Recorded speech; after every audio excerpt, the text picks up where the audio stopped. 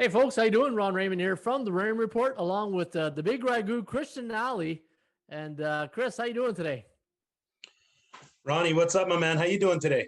Hey, not too bad. You know, it's Friday. We got all our NFL shows going on. Now we're going to do the DFS show. Pretty good week last week. How did you make out with your selections last weekend? Selection's not too bad, actually. Finished around in the middle of the pack on a few. Took a beating in some, but that's the name of the game. Yeah, it is what it is type thing. But I think some of our selections that we gave out on the show last week, we gave out some low, medium, and high risk selections last week. And I know I had Demarcus Robinson as one of my, I think he was my high risk play. I don't think he did that great. But you know what? It's we got some great games that we're going to talk about this weekend. We got Philadelphia, Green Bay. We've got the LA Rams taking on Arizona, Jacksonville against Minnesota. And then we're going to finish it off with our low, medium, and high risk selections for the weeks. I got some good ones here this week. I think they're good, and we'll see how they pan out. Don't tell me, Ron. I don't want to let it out before the end of the show. What is it? The cat out of the hat. The cat out of the bag. Yeah. All right. So, hey, let's take a look at that first game between Philadelphia and the Green Bay Packers. I'm going to do a screen share right here. And I'm going to try to see if I can bring up my my last week's selections. Trying to think who I had last week. The long shots. I know Demarcus Robinson was one. Trying to think of some of the other guys I have. It'll come to me. But let's go to this. Do you see this Philadelphia and Green Bay Packers? I do. All right. So the Packers coming off a big win over Chicago Bears. Man, if you had any of those players last weekend, 41 points being scored. I'm sure DFS players were kind of happy, but that was a showdown type game, right? Because it's on those single isolated games, so probably didn't help the classic players with all the games. They probably wish they would have had them, right? Yeah, absolutely. I mean, I believe Trubisky. Well, let's start off with Montgomery, right? I'm sure he's going to be highly touted this week at 5,500 versus the Detroit Lions defense. But he went off last week. Trubisky didn't have a bad day himself either, and his favorite target, Allen Robinson, did all right. Yeah, and you know what? They had a slow start, and once you're out of the game like that, then it's just garbage time, right? But you're right. He didn't have not that bad of a game. Unfortunately, not getting much help at Chicago. Chicago really struggling this year, and they're going to be playing Detroit this weekend. And that's an interesting factor. I know from they're a 3-point or 3.5 home favorite this weekend against Detroit.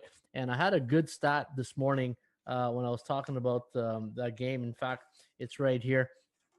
Any teams in the NFL this season that are 3.5 point favorite or lower, and if they're a home favorite of 3.5 or lower, they're 17, 26, and 1 against the spread. So that doesn't help Chicago this weekend. But, I think Detroit might get a lot of play this weekend from an underdog point of view.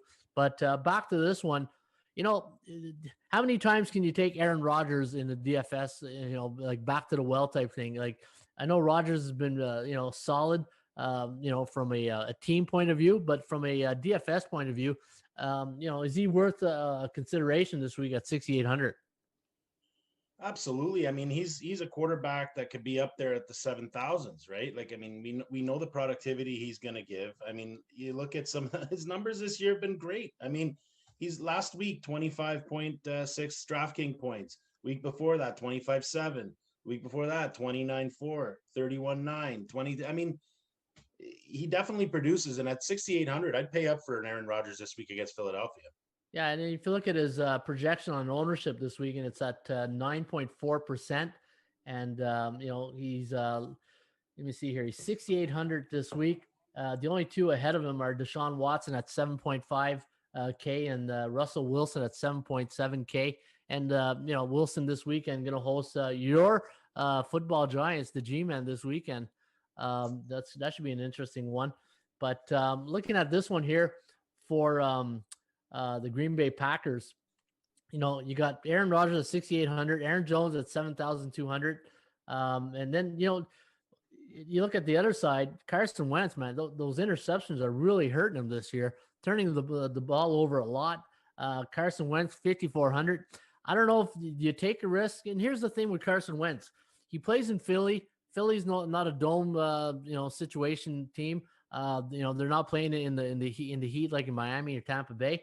He's used to that cold weather. So I'm wondering at Green Bay what the weather is going to be like this weekend. I don't think it's going to phase Carson Wentz, but I think he went to North Dakota or something like that where he played college football. So I don't think the cold really affects Carson Wentz. But man, if you take Carson Wentz this weekend, you're really it's like you're just taking a long shot.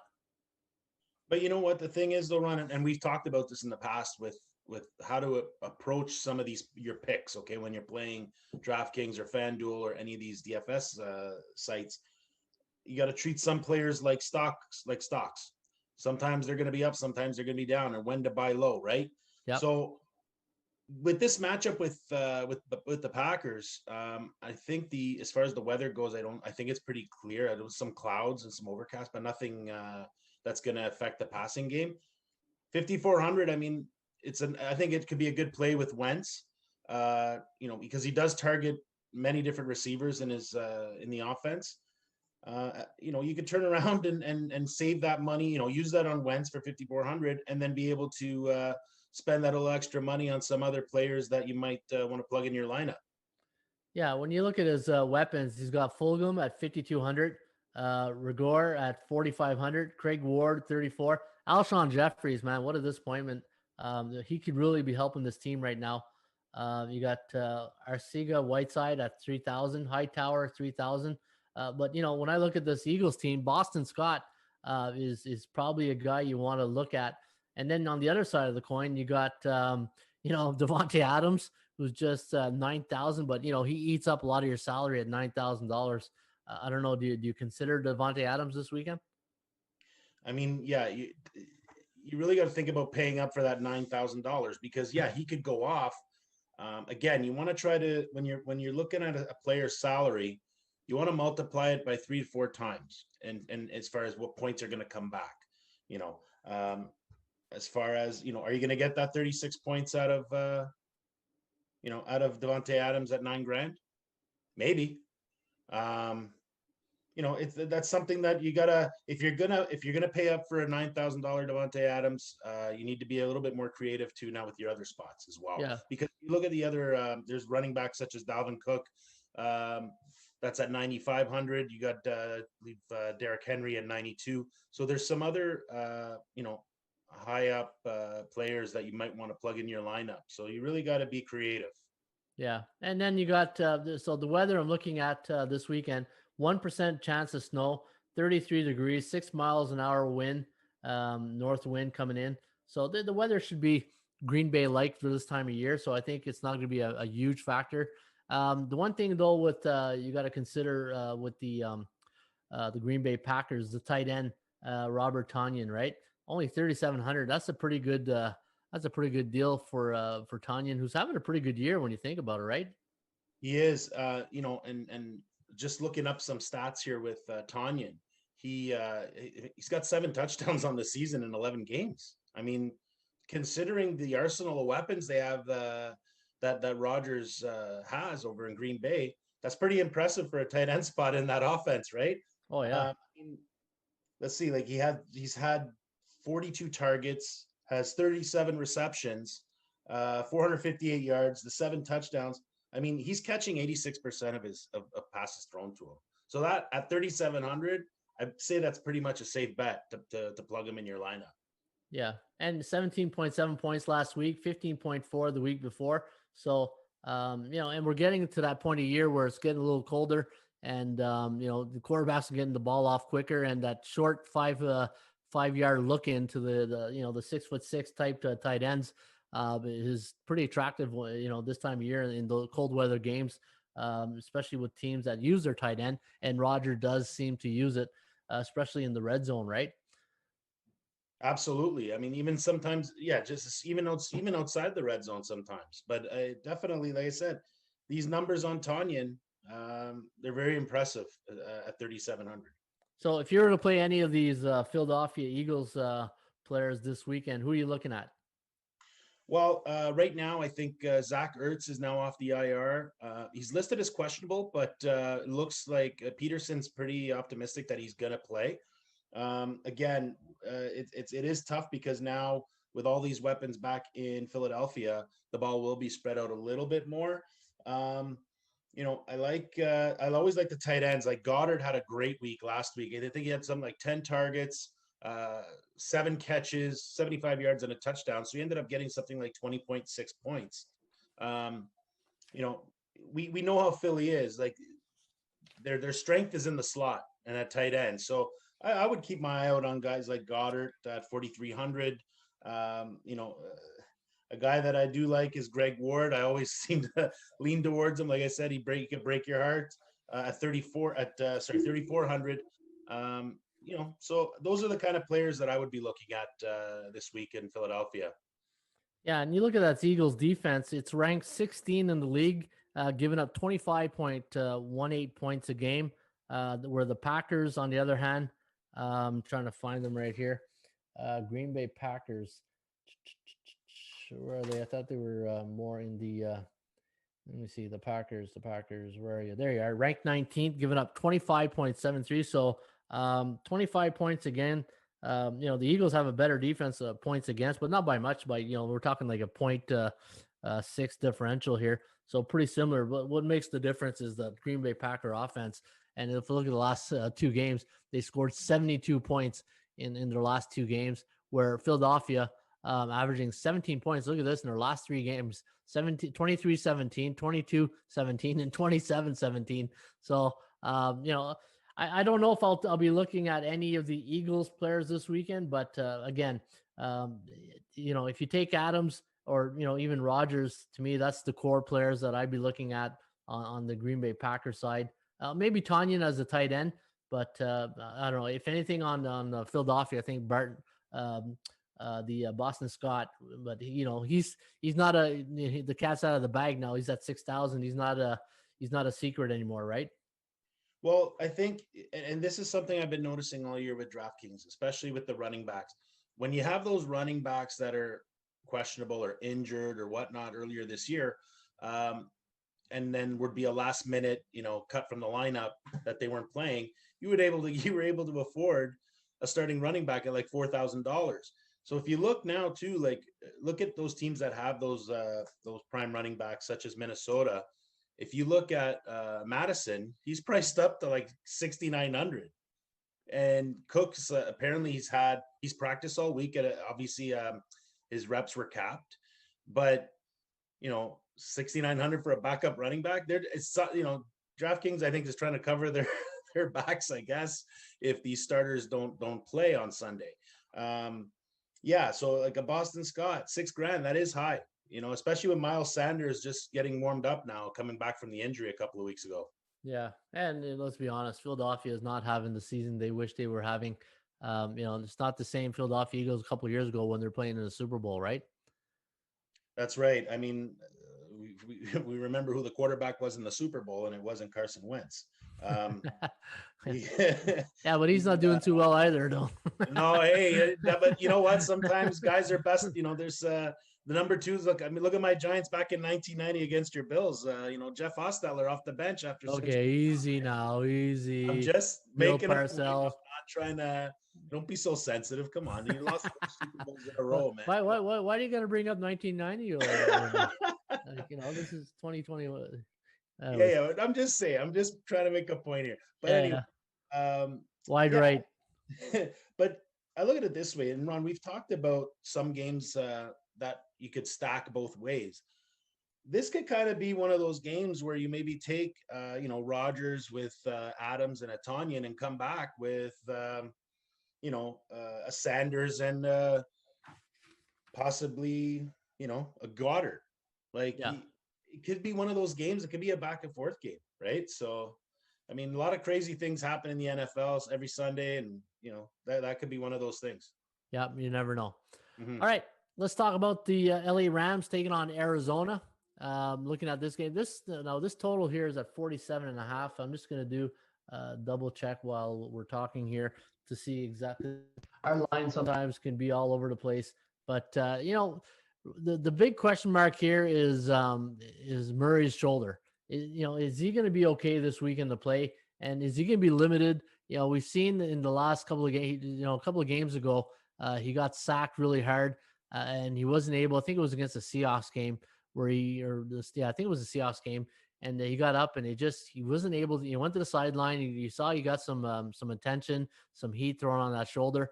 And then we know as coaches and guys who've played, especially a quarterback, man, if you can't throw over 10 yards, 20 yards, man, the defense, if the other side knows this, you don't even need a safety, but I'm sure that, they're not going to put him, Kingsbury's not going to put him in the game if he feels that he's not 100%.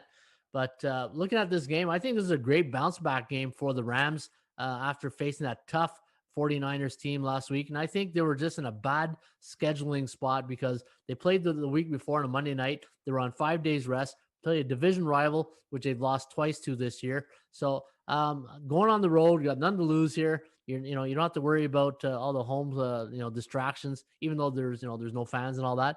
I think Arizona's in a really bad spot here this year. And looking at some of the lineups here, I don't know if I'd go off on Goff, but I'm really considering Eckler here as one of my my core plays for this weekend.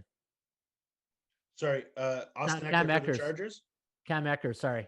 Oh, Cam Akers. Akers, sorry. Yeah, the running back. Yeah, definitely. Yeah, it's you're right, Ron. But Kyler Murray, we don't know the severity of this injury, and it's in his throwing shoulder. His AC joint, right? So last week against the Patriots, they obviously had to lean a little bit more on the run with Kenyon Drake, and Kenyon Drake went off last week for 24 points, which was great. Murray didn't fare so well. I mean, all season, people have been used to seeing, the 30 plus points out of him. And last week was 8.9. So obviously that shoulder is playing a bit of a factor right now.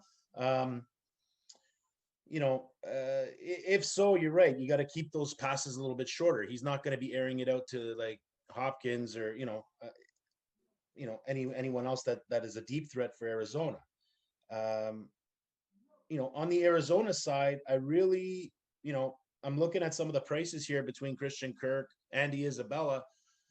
I would pay for a Christian Kirk at 5,200 if they're going to try to keep some of these passes a little bit more within his Murray's range of throw, based on his injury. As far as on the other side, Ron, like with Goff, I think he might have hit the nail on the head with Goff. If I tell you this stat, his stats are 6-1 versus the Cards in those 7 games that he's played. He's had 69% completion, 1,880 yards passing, 10 TDs and 3 picks. So he's actually fared pretty well. He's I can't remember exactly what his cost is. I think it's 6,100. Goff 5,800. 5,800. So 5,800. Yeah, 5,800 for Goff. Yeah, so I think he's actually a good play this week at 5,800. And if I told you the stats for his receivers, with Kupp and Woods, I mean, you got Kupp who in 5 games against the Cards, has been targeted 38 times, had 28 catches, 346 yards and 3 touchdowns. I mean, these numbers, they're not like, oh my God, but there's something. Those are points, definitely, and I think Goff would be a safe play this week, Ron, versus the Cardinals. Oh, absolutely. I've already got Cooper Kupp in my in my lineup for one of the lineups of contests I put in this week. I really like Cooper Kupp. I thought he had a pretty good game against Tampa Bay the other night on Monday Night Football. Looking at Arizona, it seems like you look at Arizona, take a look at some of their games in the last, they're 2-3. They should be really 1-4 when you think about it. That Buffalo, there's that Buffalo Bills, always bringing up Buffalo here, but that Buffalo Bills Hail Mary. They're very popular, Ron. They're very popular group. Very popular, but they should be 1-4 when you look at it. 2017 against the Patriots, 28-21 against the Seattle Seahawks, 30-32, 32-30 against the Bills. A very lucky catch, but a good catch, and I'm not going to take it away from Hopkins. That was a really amazing catch. 34-31 against the Dolphins. So They started off a little bit hot. Now they've cooled down a bit. In fact, when I look at look at their last 10 games, 10-10, and then you look at their last 5, 2-3. So, and they're averaging 27.6 in their last 5, but only 23.3. And at home this season, if I go take a look at some of their home stats, offensively they've been pretty good, 30.6 points for, but look at this, 27 against. You would think on at home they would have a better defense. And when I look at their defense this season, Carolina, Cardinals. Where are you, Cardinals? 14th. Oh, not bad. 14th ranked, 23.4 points a game. So not a bad defense. I just think that the Rams, with the playoffs now on the heels of, in a couple of, maybe a month or so, now's the time for them to make a push at, what are they, 7-4. So, you know what? I think looking at this game, I like the Rams from a sports betting perspective, but I think Jared Goff, you got to consider Cam Akers. What was it? Chris Berman's Shady Acres, Yeah. and Cooper Cup. So I don't know. What do you like? From like I said, I really like Christian Kirk if they decide, if they need to keep the passes short, because he can make something happen out of nothing. Yeah, if Murray's got the arm to get it to him, right? Well, that's sort of thing. Like if they keep the pass plays like under 15, you know what I mean, under 15 yards, Christian Kirk or Isabella, whoever they have lined up in the slot, because they do move these guys around.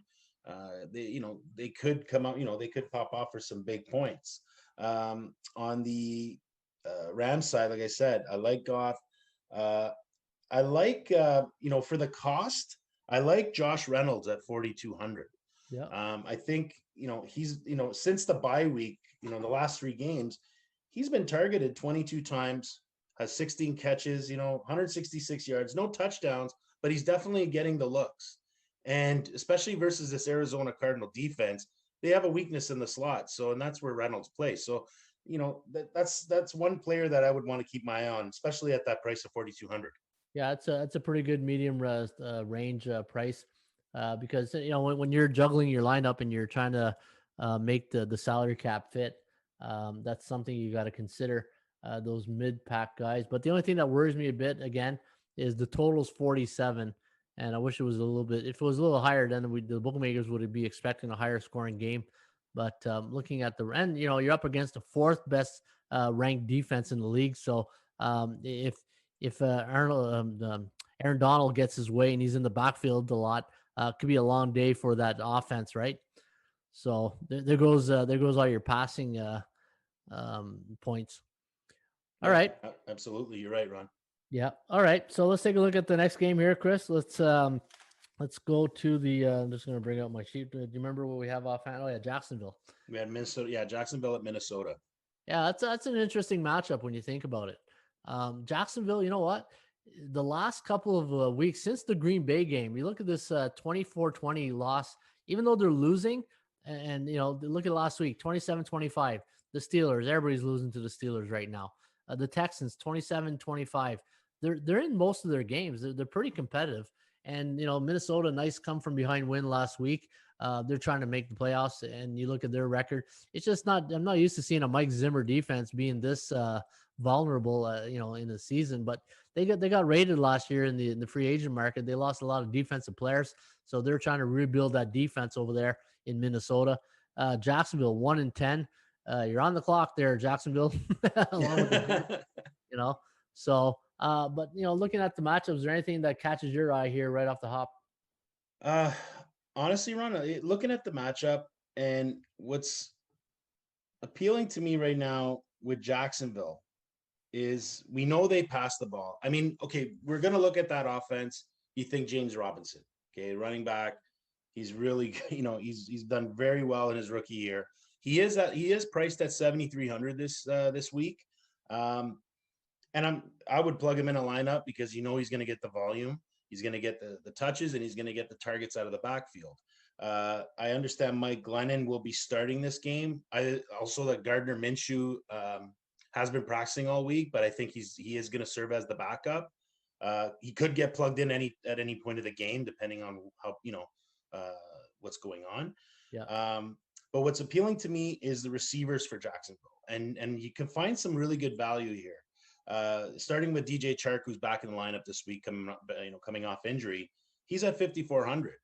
Now I don't know what his rapport is with Glennon. I mean, Glennon obviously showed that he works well with those lower depth chart receivers because they probably get more second team reps at practice together, right? So, last week was Colin Johnson went off. Big kid, big target. He's 6'6". Johnson, I believe, went off for about 19 points himself, DraftKings points. So he had a pretty good week, this kid, but you also still got Keelan Cole, you got Chanel. And, like I said, what's nice is that these are guys you could probably plug in to lineups to help, ease your salaries to get those higher price tag players. You got Cole at 3,800, Chanel's at 36, Colin Johnson's at 33. I mean, and Chark, who's their top receivers at 52. So that's not bad, especially in a game of Minnesota where the possibility of having to play from behind and throw the ball a little bit more is there. Yeah. One guy I'm looking at Minnesota, and I'm going to try to bring up his stats here real quickly, is BB at 3,500. I know last week he caught a touchdown pass after I think he made a mistake there in the game. But looking at Chad Beebe, son of Don Beebe of the Buffalo Bills. It's always we always go back to the Bills, Ronnie. Hey, what's happening here? When you're a Buffalo Bills fan, it's hard to let go, especially when you lost 4 Super Bowls. I feel like I'm watching the Jim Kelly show here back in the 90s. Yeah, but looking at last week, Beebe's points. You know what? He had his best year ever. Best points in his career, probably 18.3 points. He had 7 receptions for 63 yards. Wow. So maybe Chad Beebe's worth, and the thing with quarterbacks, once you gain their confidence, maybe they start targeting more, because Jefferson, he had his breakout game there a couple of weeks ago, and now he's not. Again, you get these guys where they fly under the radar a bit and no one really pays attention to them. But Jefferson, in the last 4 or 5 games, he's really made the leap as from a quarterback, a receiver that you didn't hear much or a lot from, didn't get the highlights, and now he's getting a lot of reps and he's getting a lot of touches right now. I don't know what his targets are the last couple of games. I'll take a look, but what do you think of Jefferson? Oh, hey, Jefferson had a great game last week too. I mean, he went off for about 26 points. He had 2 touchdowns, I think 7 catches for 70 yards. He did very well last week. Versus Carolina. Yeah. With BB, he went, he with Thielen out on, I believe he was on the COVID list last week. BB came and stepped in, right? Next man up, and 7 for 7 targets, 7 catches. The kid did well. He got something like 18.9 points, right? So, Jefferson. I think Jefferson the last 3 weeks has been actually pretty consistent with the floor. I think was it 2 weeks ago he scored. He had something like 17 DraftKings points. Week before that he had about 24 and a half. He's coming around now. He's definitely that number 2 or possibly that equal to Adam Thielen. Wow, look at in week 3 against Tennessee, 33 points, 7 receptions, 175 yards. Man, it's the gritty, eh? He wants to get in that end zone to get that gritty dance going. Hey? He just wants to get his teammates up and coming there. You know what I mean? I saw a clip on him, and he's trying to get everybody to the score to do that gritty dance. There's a really good thing on Twitter or YouTube where he's teaching people how to do the gritty dance. After it's a New Orleans thing, when they score a dance, they do this dance. It's pretty cool. Now looking at the last week, 26 points, 7. So yeah, you know what? He's getting 13 targets last week, 5 the week before, but 10 against Chicago. Yeah, Jefferson to me is a really up and coming receiver.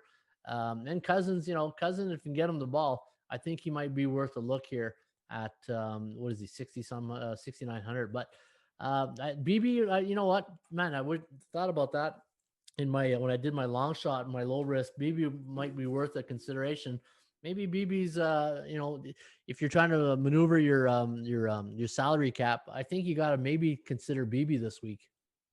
Absolutely. At 3,500. I mean, it's not like he just came out last week. He's definitely seeing something. I believe it was around 35 to 40% of the snap counts. I mean, when they're in their 3 receiver sets, BB's in there at the slot. So I think for that cost, and it's a risk play, but it has so much potential to pay off for you. The Kirk Cousins play I like at 6,400 because the receivers are priced up. I mean, now Jefferson's value is shot right up. He's at 6,900. You got Thielen at 7,300. Cousins at 6,400. I think for me is a safe bet at quarterback because just in case, you don't know who he's going to throw the ball to, at least you'll get the points through Cousins and then, plug in some other receivers for those receiver spots on your roster. BB last week, 7 catches, 63 yards, 1 touchdown. On the season, 7 catches before last game. So he equaled his performance last week as in total week 12 performance in 1 week. He had as many catches last week than he had the whole season. That's kind of funny. He's moving on up. Moving on up, yeah, to the top floor. He's going to the penthouse, eh? That's it, up to the east side. Yeah, like the George Jefferson song, right? That's awesome.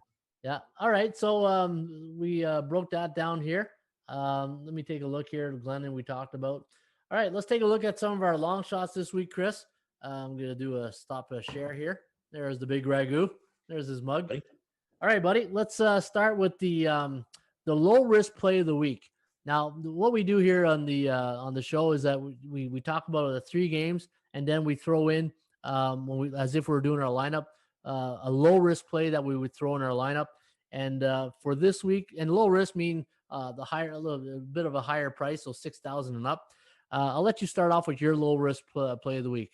Well, my low risk play is little cutie pie there, Kiki Cutie for Houston at 3,500. Yeah. Only because obviously Fuller is going to be suspended for the next 6 games, and that means just more snap counts and opportunity for Cootie. I like him at 3,500, especially with Houston facing off with Indianapolis. I think that's going to be a back and forth game itself. So for me, that's my low risk pick this week is Kiki Cutie. Okay. My low risk play of the week here is a quarterback, and it's going to be Ryan Tannehill of Tennessee at $6,200. If you look at Tannehill's last 6 games, he hasn't thrown for over 300 yards yet. And, to me, Tennessee is a team right now that you don't want to be playing. And if Cleveland can find a way to shut down Derrick Henry in that run game, and if they can go up a bit on Cleveland and get a bit of a lead, like a 14-point lead, force the Tennessee Titans to start throwing. And if they start throwing, Tannehill could get some points. And Brown's been awesome. You know what, man? They got some really good weapons. Brown, he's just deceiving the receiver here. I'm just going to bring up his stance here. Yeah, AJ Brown. Yeah, AJ Brown. It's just, to me, just a couple of weeks ago when he bolted for 80 some yards for a touchdown, I was like, wow, I didn't expect he had that breakaway speed. But you know what? Tannehill for me is my low risk play of the week, and I don't think a lot of people will be on him this week. Everybody's on Mahomes, everybody's on Aaron Rodgers, Deshaun Watson. I think Tannehill at $6,200 is worth the deal. I think you're right, Ron, and I think we've talked about this too earlier this week about how this game can be perceived with Cleveland and Tennessee having such great running backs on both sides of the ball that it could be like a ground out, pound out kind of, 20 to 14 kind of game, right? Where, you forget that Tennessee, man, like AJ Brown, yeah, they got weapons. They got Corey Davis. They got Adam Humphries. I mean, Jonnu Smith, I think, is ruled out for this week, but then they got their tight end Fursker as well. I mean, Tannehill could sling it. I mean, everyone forgets the guy was throwing on average 4,000 yards a year in Miami. And when he came to Tennessee and took over from Mariota, yeah, he just lit it up. So, yeah, sometimes the passing game, 1 week you're up, 1 week you're down, just like anything on offense, But I think that's a great play, especially at that price. Yeah, it's just Tennessee. When you think of Tennessee's offense, automatically you go to Derrick Henry and the running game, right? You don't think of Tannehill. Tannehill's more like a Trent Dilfer manager. But, what's going to hurt Tennessee maybe is that 20-ranked defense.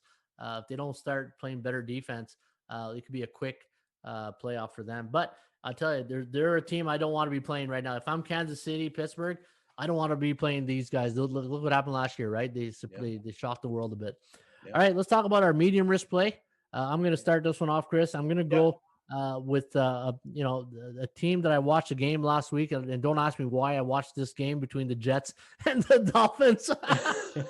It was actually because from a sports betting it was one of my top plays, but unfortunately it didn't pan out. The Jets just pooped the bed.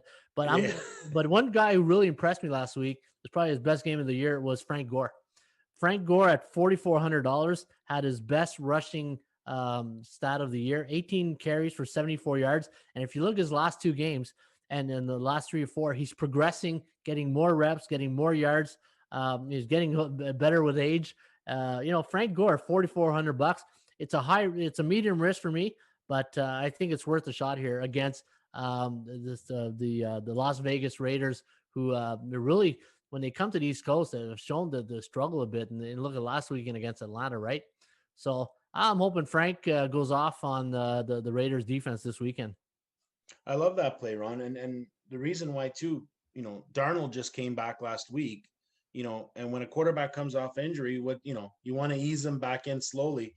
And I mean, Frank Gore, from the U, okay. Yeah. The ageless wonder, man. The guy's what, 37, 38? He's still playing as if he was 25. I mean, I love that play at 44, especially against this Raider defense. There's definitely a potential. Like, look, at 4,400, Ron, if you can walk away with like 15, 16 points from Gore, you're getting your value's worth. Okay. Yeah. Because that extra money that you save on running backs, you're plugging it somewhere else. Like, we'll say a Russell Wilson. I know he's playing my Giants, but that's a guy that can get you 30 to 35 points is Wilson, yep. Right? So that's where you want to look at the value of when you're picking these risk players. Yeah. So what do you like as your medium risk? My medium risk, I really against this week, I like David Moore with the Seattle Seahawks. Okay. He's a guy that he comes out once in a while, but when he does, he'll pop up at 17 to 20 point night. And especially this week against the Giants, Bradbury, I think, is going to probably be very busy with DK Metcalf. They're gonna hover around guys like Metcalf and Lockett and whatnot, and it just frees up a guy like Moore. And sometimes he pops off for those big deep balls too. So at 3,400, definitely can get my value's worth off that. Yeah, it's not bad, and the thing I like in sports betting or DFS is buy low, sell high, right?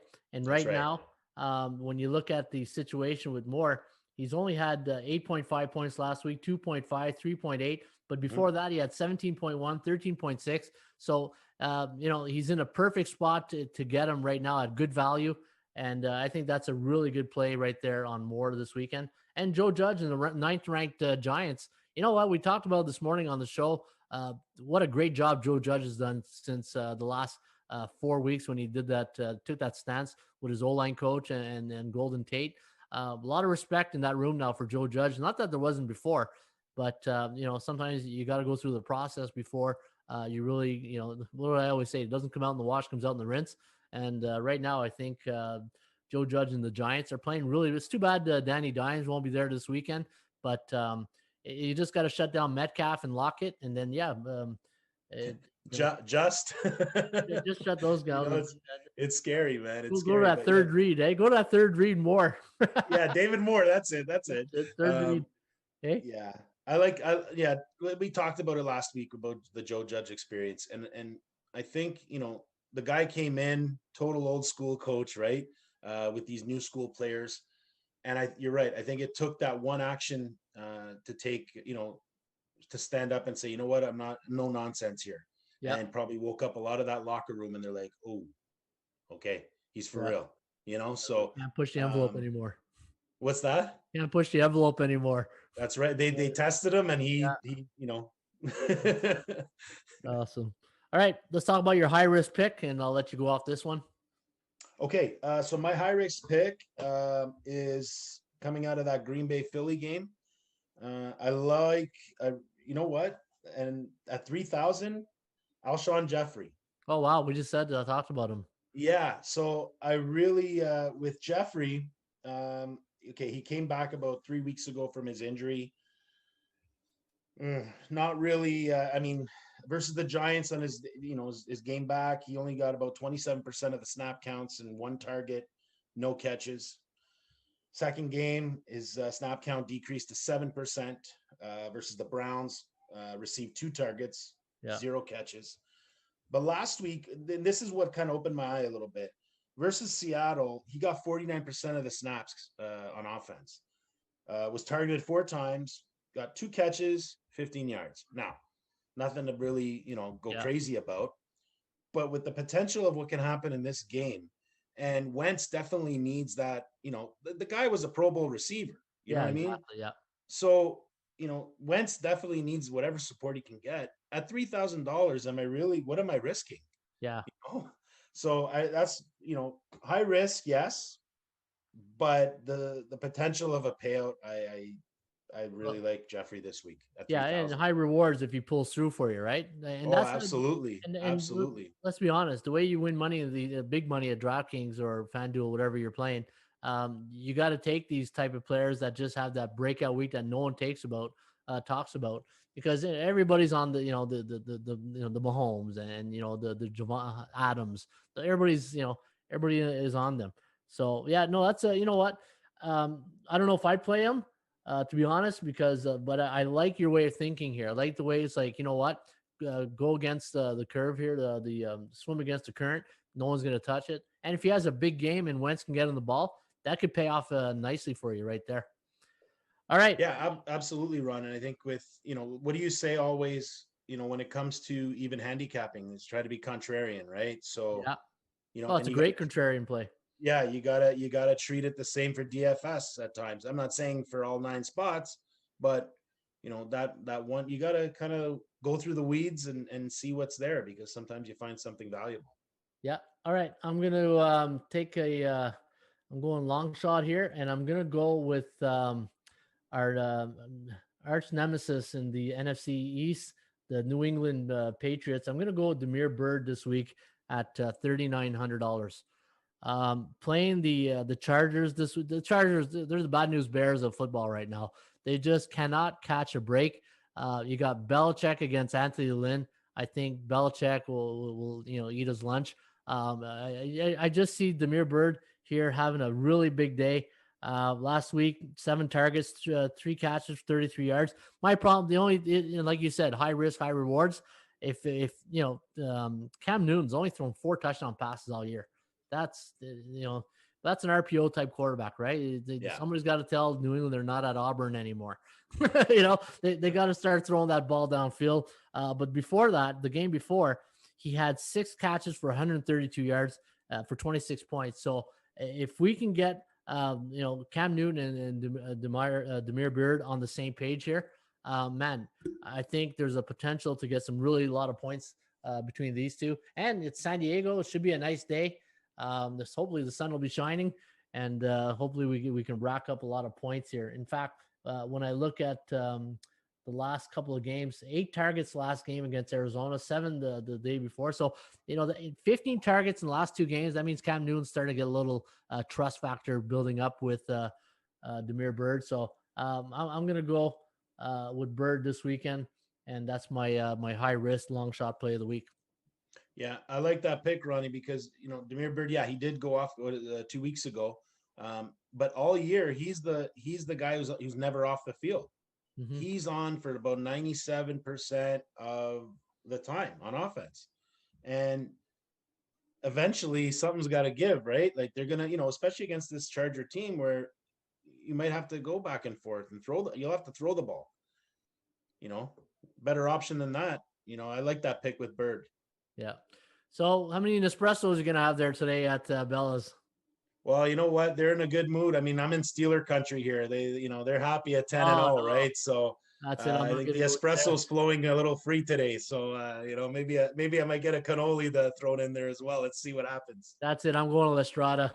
I know Oh, Lestrada. yeah. I know Lestrada. They're Bills fans over there. I'm gonna go see. Bills, no, you go in there, you're in cowboy country, but Oh, they have Cowboy! nothing to Oh, celebrate my God, this it's year. even worse. It's even worse. They I think they won 2 against us in the '90s there at the Super Yeah, Bowl.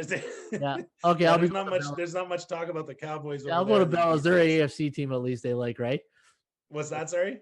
I'll go to Bellas. The Steelers, at least they're an AFC team. I can deal with that. There you go. Right on. All right, Chris. Hey, you know what?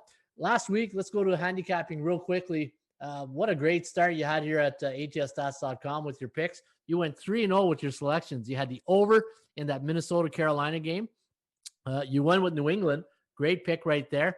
And your upset special one with San Francisco. So a 3-0 start for the big Ragu here at atsstats.com.